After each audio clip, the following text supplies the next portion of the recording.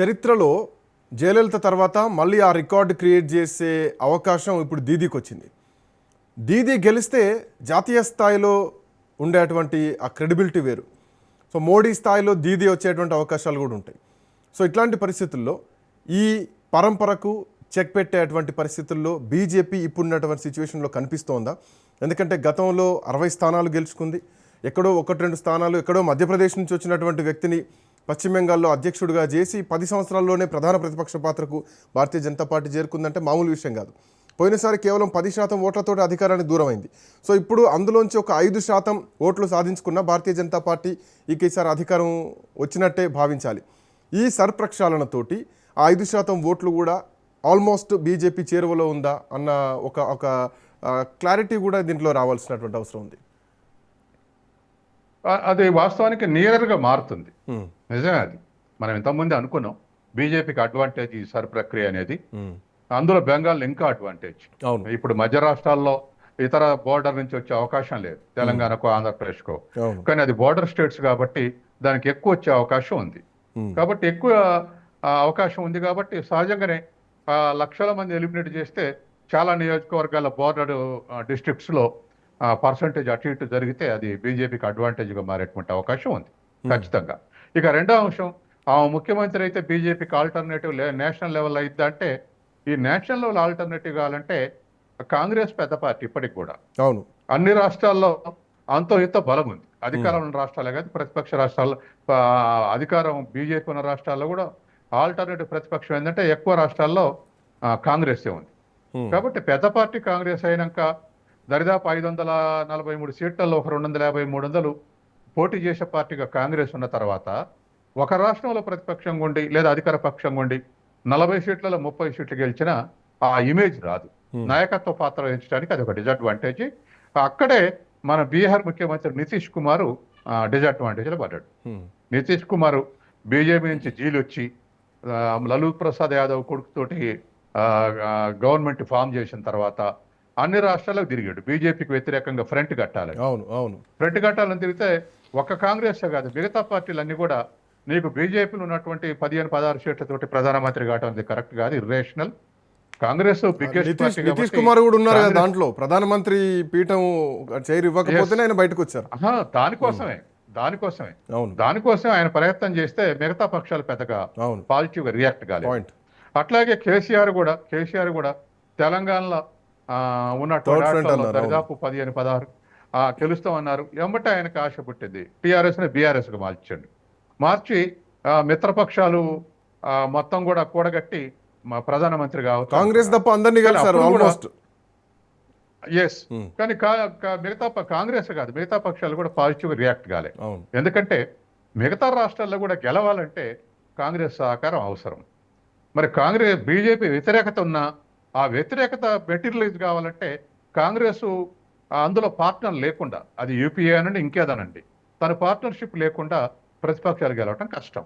అది all India party కాబట్టి ఇట్లా లోకల్ లీడర్స్ ములాయం యాదవ్ 30 సీట్లు గెలిచి, కేసీఆర్ 15 సీట్లు గెలిచి, లేకపోతే రేపు దీదీ ఒక 30 సీట్లు గెలిచి ప్రధానమంత్రి కావాలంటే వీళ్ళ ఇమేజ్ దేశవ్యాప్తంగా, మరి వీళ్ళకు పార్టీలు లేకుండా వీళ్ళకి ఇమేజ్ ఉందంటే దేశవ్యాప్తంగా ఉన్న ఇమేజ్ రాహుల్ ఇమేజ్ కన్నా తక్కువే నిజం మాట్లాడాలంటే. కాబట్టి ఎట్లా సాధ్యమైంది? అందుకని బెంగాల్ అధికారం వచ్చిన దీదీ ప్రధానమంత్రి అయిద్దంటే ఇప్పుడు ఏ సీట్లు లేకుండా కూడా అయిన వాళ్ళు ఉన్నారు. గుజరాత్ ఉన్నాడు, అయ్యాడు. దేవగౌడ్ ఉన్నాడు, అయ్యారు. ఎందుకంటే వాళ్ళు న్యూట్రల్గా ఉన్నారు. నీ పార్టీ నా పార్టీ అనేది లేదు, వాళ్ళని పెడదాం అనుకుని పెట్టారు. అట్లా కలిసి వచ్చే తప్ప ముఖ్యమంత్రి ఒక రాష్ట్రాల ముఖ్యమంత్రి అయి నేను ప్రధానమంత్రి అయితే అంటే అట్లా కష్టం. కాబట్టి వాళ్ళు మనం ఇక్కడ ఉండి రకరకాల ఈక్వేషన్స్ని మనం మాట్లాడుతున్నాం. కానీ పశ్చిమ బెంగాల్ ఎన్నికల ప్రచార శైలిని ఒకసారి చూస్తే చొరబాటుదారుల గురించి, రౌడీయిజం గురించి, నిరుద్యోగం గురించి, యువత గురించి, బాంబులు వేలుతున్నాయని చెప్పడం గురించి, వీటి గురించే ప్రధానమైనటువంటి అస్త్రాలుగా ప్రచారాలు జరుగుతున్నాయి. ఇంకా పైపెచ్చి ఏమంటున్నారంటే బంగ్లాదేశీయులు ఇక్కడికి వచ్చి డబ్బులు సంపాదించుకుంటున్నారు, వాళ్ళు సంపన్నులు అవుతున్నారు, కోటీశ్వర్లు అవుతున్నారు, వాళ్ళు ఇక్కడ ఉద్యోగాలు తెచ్చుకుంటున్నారు, వాళ్ళ కోసం దీదీ నడిపిస్తుంది, వాళ్ళకు ఒక కంచె వేసింది, వాళ్ళని రక్షించుకుంటుంది, వాళ్ళని తెరచాటు పెట్టి అని చెప్పేసి ఈ ప్రచారం బీజేపీ బాగా చేస్తోంది. మనం హైదరాబాద్ కూడా చూసాంగా, రాజస్థాన్ గుజరాత్ నుంచి మార్వాడీలు ధనికులైతుర్రు, అవును. అవకాశాలు మొత్తం వాళ్ళే కొట్టేస్తారని అవును. ఒక నెల 2-3 రోజులు గొడవ జరిగింది. మార్వాడి గో బ్యాక్ తర్వాత నినాదం సర్దుకొని వచ్చింది. ఇప్పుడే అయినప్పటికీ ఎవరి వ్యాపారం అలా చేసుకుంటారు. కాబట్టి అది ఎలక్షన్ల సందర్భంగా ఏవైనా రెచ్చగొట్టే రెచ్చిపోతారా మిగతా జనాలు అనేటువంటిది ఒక ఫ్యాక్టర్. తర్వాత మీరు మాట్లాడిన 4 ఫ్యాక్టర్లు 2 ఇదివరకు డిస్కస్ చేశాం. గుండాగిరి అనేది, ఇన్ఫిల్ట్రేషన్ అనేది. అవును. ఇంకోటి మిగిలింది. మీరు అన్నది ఏమిటంటే నిరుద్యోగ సమస్య అనేది.